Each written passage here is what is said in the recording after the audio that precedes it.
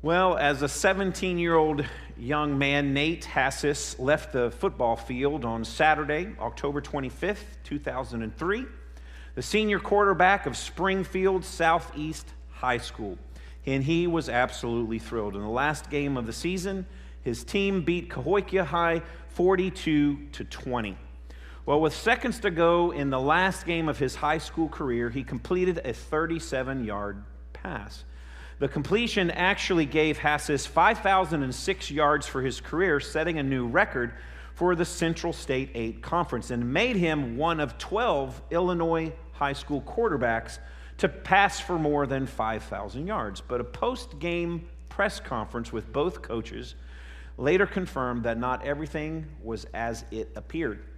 With less than a minute to go in the game, Hassis was 29 yards short of the record. And since the opposing team had the ball, Springfield's coach realized that the only way that Nate would have a chance of passing the record or getting the record is he's got to get the ball back. So calling timeout, Coach Taylor confirmed with Cahokia's coach and secretly devised a plan. Springfield Southeast would let Cahokia score an uncontested touchdown. Nate's team would get the ball back with about 1 minute left to go for one last drive. The agreement was when Nate attempted to pass, the Cahokia defenders would not interfere. And that's exactly what happened. Well, a few days later, Nate wrote a letter to the president of the athletic conference asking that the pass actually be stricken from the record books. In his letter, he wrote, "While I admittedly would like to have had and passed the record, as any high school quarterback would have, I'm requesting that the Central State 8 actually disallow the pass for the record books." Man, what a classy young man. Well, the honor student told the Associated Press reporter that I just didn't feel right, he said, having the record. I wanted to preserve the integrity as well as the sportsmanship of the game. And we need more adults to act like that, don't we, in our world?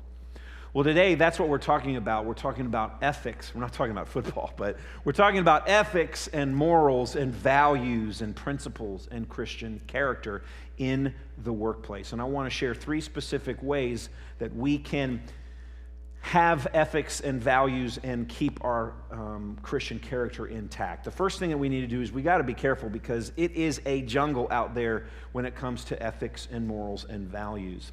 There are all kinds of ways for us as Christians, as God-fearing people, as Jesus followers, to get hung up in the workplace when it comes to morals and values. I wonder how many Christians were actually interviewed in the Reader's Digest survey. They interviewed 3,000 people and asked some questions, and this is what they discovered. 63% had called in sick at work when not ill. Now, I could ask you to raise your hands if you've ever done that, but I'm not going to put you on the spot. 63% had taken office supplies from their company for personal use. 50% had been undercharged. They received too much money back from the cashier, but they didn't say anything. 37% had downloaded music from the internet without paying for it. 32% had lied to their spouse about the cost of a recent purchase. Lunch is going to be pretty interesting today with your spouse. We got some things to talk about there. 16% had taken something of value from their company for personal use. 18% had misstated facts on a resume or a job application. 13% had shifted blame to a coworker for something they themselves did. 17% had cheated on their tax return, not declaring all the income or over-reporting deductions. 12% had switched price tags to get a lower price for something that they were going to buy. Man, is the $1.25 really worth that? I don't know. I don't think so. We have all faced ethical battles. Some of them are small, some of them not so small in the workplace. The moment can sneak up on us without much notice. A decision has to be made. And all of a sudden we found ourselves, because of what usually comes out of our mouth or because of what our hands or our feet have done, we find ourselves on the opposite side of integrity. And often, instead of just coming clean, we make matters worse and we double down.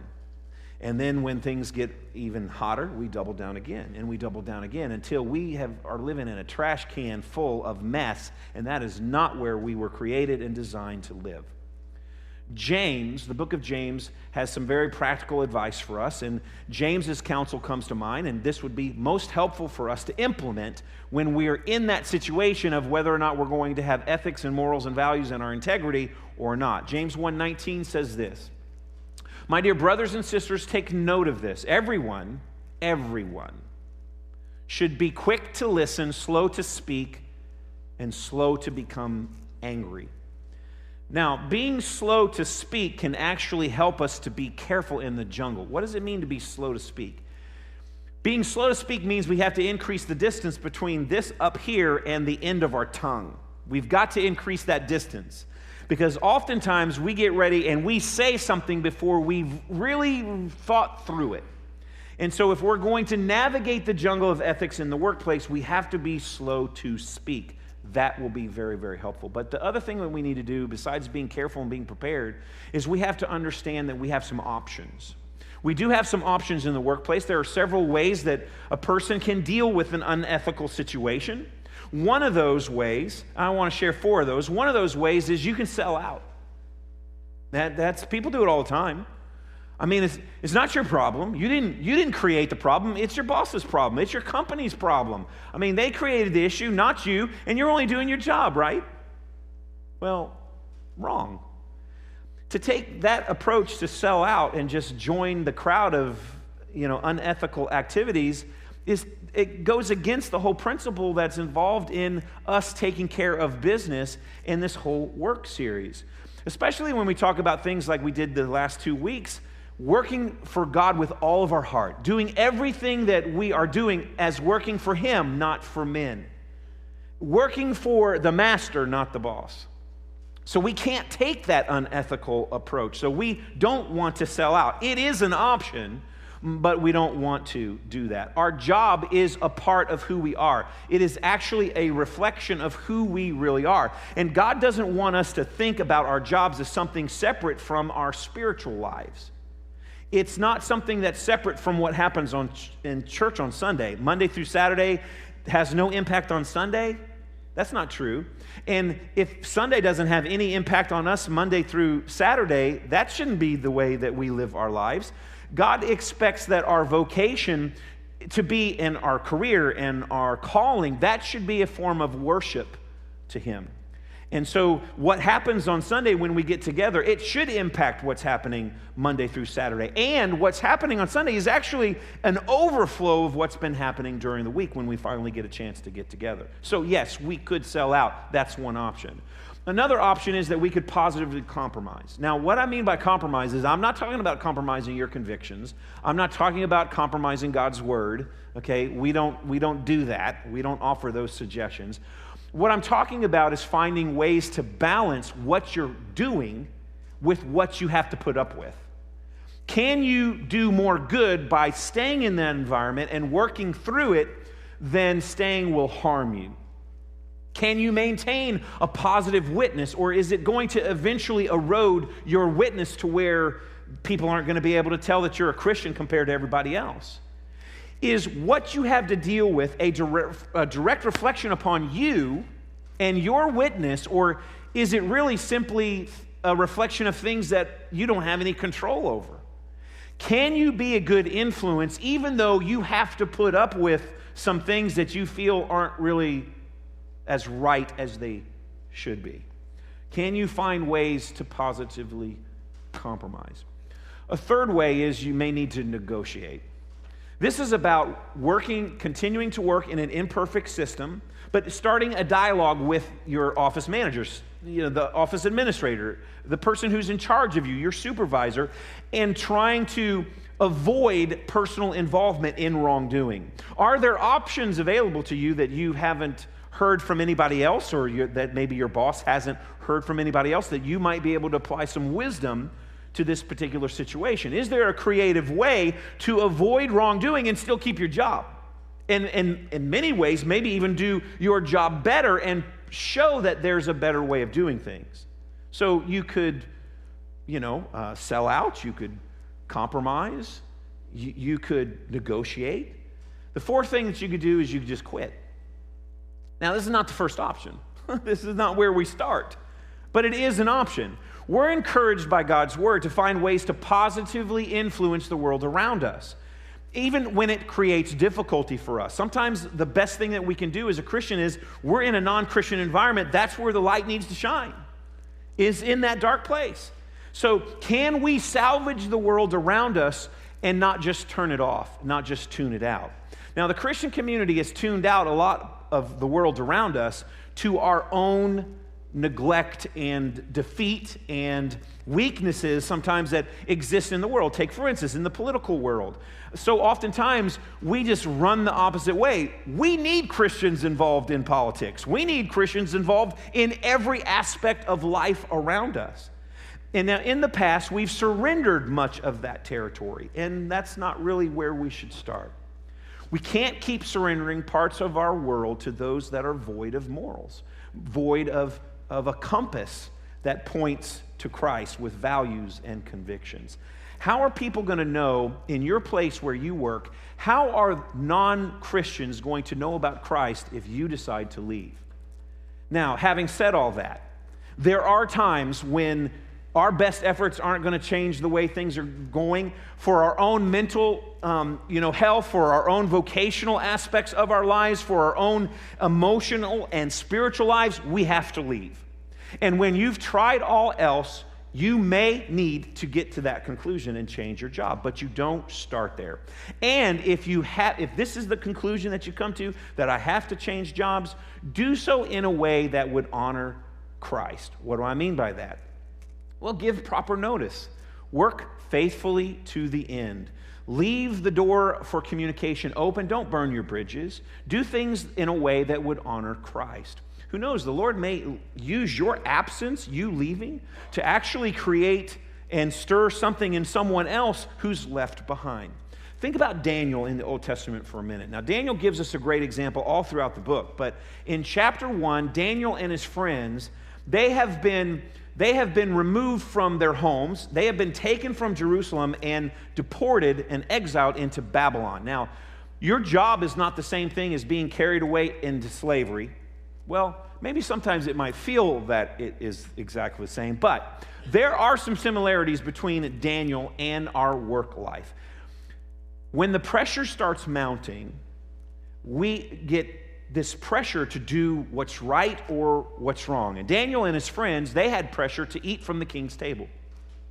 As one of the counselors that the king was educating these young Jewish men to understand the Babylonian ways, they were able to eat at the king's table. But the problem is that this king's table, small k, violated the big king's table with a large K, capital K, because God had already explained in the law of Moses what the Jewish people could eat and what they had to avoid. And so Daniel was conscience-stricken, and his first move was to try to negotiate. And so he called the captain that was in charge, and he tried to negotiate with him, but it didn't go very well. In fact, the official was not willing to take a chance on something that would actually cost his job or maybe his life. There are times in our work lives when our superior may not be willing to take a risk for us. There have been times in my work life I have not taken a risk for some of the people that have worked for me because maybe the idea was just dumb. I'm sorry, but it was just a dumb idea. It would have cost too much. It would have been too risky. We would have lost too much for that. But there's times in your life when maybe your supervisor just doesn't want to take a risk for you because their reputation will be on the line. But Daniel didn't stop with the first setback. He sought out another possibility. He realized that the words from this captain had to do with the real issue was an outward appearance. It had to do with results driven. And in our businesses, in our place of work, that's very similar to the issues that we face. Sometimes it's all about outward appearance. Sometimes it's about, results driven. So moving down the chain of command, Daniel actually found a commander who would actually listen to him. And he was able to negotiate with him. And there was this period of trial that Daniel and his associates would eat Jewish-based food and avoid the king's food. And as it turned out, that when the test was done, Daniel and his friends actually were in better health than the other king's men. Now, there's always a risk when we negotiate. There's always a risk to compromise, but many times it's worth it to keep your job if you can keep your values intact. So, yes, we got to be prepared. We've got to be ready because there's a jungle out there, but we also need to understand the options that we have. The third thing that we can do is we can commit to being ethical. Now, you may ask yourself some questions. Everybody at my workplace is not ethical. They're always, doing things that are wrong. They're always getting caught, with lack of morals and values. What's in it for me? If I'm the only one, what's in it for me? Why should I remain ethical? Well, I'm going to answer that question. There is no substitute for a clear conscience. There's absolutely no substitute. If you lose your clear conscience, you can actually end up impacting your fellowship with God. You're not going to be able to enjoy God's presence when you've got a guilty conscience. When you were a kid, just remember back, when you were a kid, when you knew you did something wrong, and you had to come to the dinner table, you avoided your parents as long as you could. But at that dinner table, you wanted to see whether or not your dad knew. And so you were a little uncomfortable. You were wiggling in your seat. Well, the same is true when it comes to God. When we've done what is wrong, when we have sinned, we usually try to avoid fellowship with God, and He's the one we so desperately need in our lives. If we lose our clear conscience, it can impact our faith, almost to the point where we could lose our faith. A guilty conscience and a strong faith, they don't go hand in hand. So we have to put the matter right, and when we put the matter right, our faith is restored. But if we give up a clear conscience, it can also impact our prayer life. A man who came to Christ was prompted by the Holy Spirit, and every time the man prayed, he remembered as a boy that he stole a bag of nails. And so every time he prayed, he just remembered this bag of nails. Well, only when he went back to the store and set it right was he able to continue to develop his prayer life. So it can impact our prayer life as well, not having a clear conscience. But if we lose our clear conscience, we could also lose our desire for God's word. And that would be an awful thing to do. Sometimes when we don't have a clear conscience, we lose our appetite for natural food. How much more for spiritual food? And also, if we lose our clear conscience, we can lose our witness. And that's why we are the light, to share. Jesus told us to go out into all the world and to witness and to evangelize and to share this light with the world around us. We don't want to lose our witness by being unethical. So why should we remain ethical? To have a clear conscience. But also we remain ethical so we don't get caught. Remember, if you're not involved in unethical activities at your workplace, you have no fear of ever getting caught and one day those activities being exposed. You don't have to worry about your boss finding out. You don't have to worry about your coworker turning you in. You don't have to worry about losing a client because of unethical practices. You can't get caught at something that you're not doing. But also, we want to be the person that people trust. Now listen, I've always told you, you can ask me anything, but I will tell you the truth, as much of the truth as I possibly can tell you. So be sure you want to ask me the question, okay? But if I say it, it's truthful. We want to be the person that is the person who tells the truth and be the person that people trust. And when we are involved in unethical activity, usually one day that information is shown, it is discovered, and then that trust is broken. And sometimes that trust can never be repaired. Sometimes it only lasts for a period of time, but sometimes it's a lifetime of distrust. And the only way to protect the trust factor is to do only those things that are trustworthy. Ethics also builds up our people relationships and our friendships. And the most valuable resource that we have is our relationships.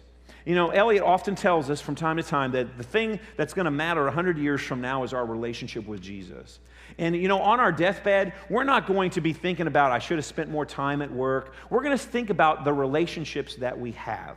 And so if we act unethically, we're going to ruin our relationships. All unethical activity hurts someone. So ethical practices will ensure that we won't destroy those things that are most important to us. And finally, your body is going to love you for keeping a clear conscience and acting ethically. So oftentimes, and our doctors are here today, they can tell us that the stress and the pressure and the strain from work creates and causes all kinds of illnesses and sicknesses and diseases.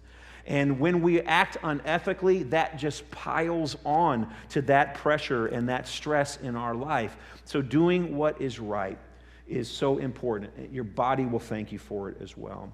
The chances and the opportunities are everywhere. They come in all shapes and sizes, big, small, little ones, to do the right thing or the wrong thing. And sometimes the pressure is almost unbearable. But the prize for doing what is right is hearing those words, "Well done, good and faithful servant."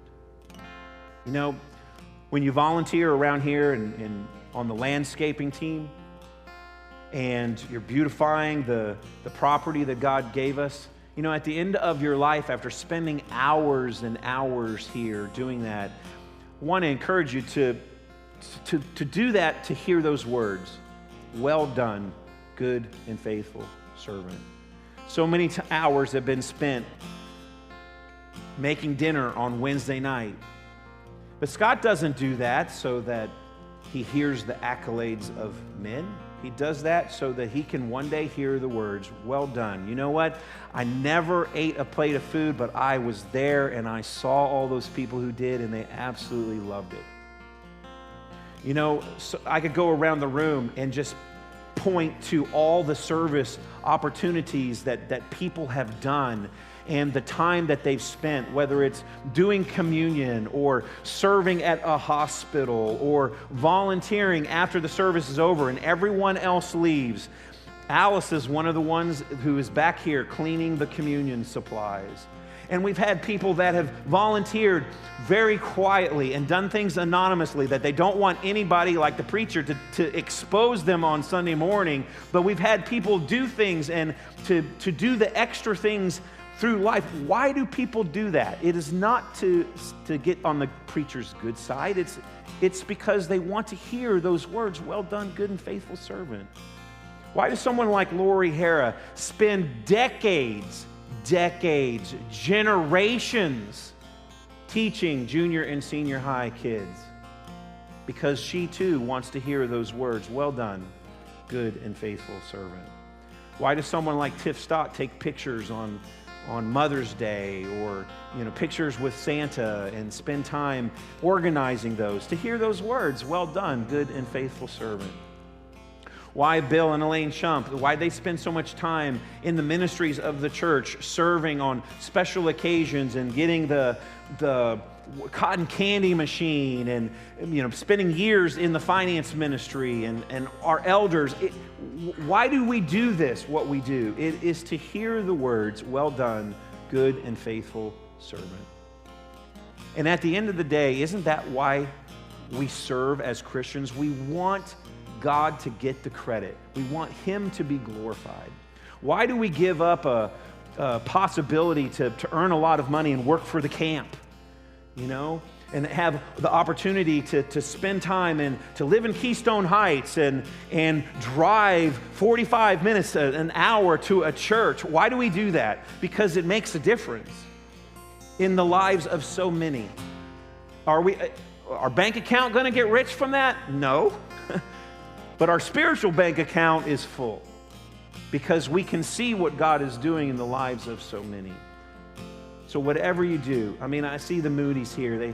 They spent so much time in the women's ministry, not Dan, but Vicky, in the women's ministry. But after church is over, they're part of our counting team that takes care of our finances, and they have integrity, and you can trust our team to do that. And you know, I look out and I see so many that have volunteered their times.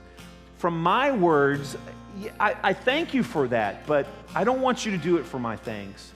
I don't even want you to do it for the thanks of the congregation. I want you to do it because one of these days, I promise you, remain faithful and you will hear the words, "Well done." Man, that was just great. I was there, I watched. I saw the difference that you made. Thank you. Thank you for your service. No one else saw it, but I did. Well done, good and faithful servant. That is taking care of business.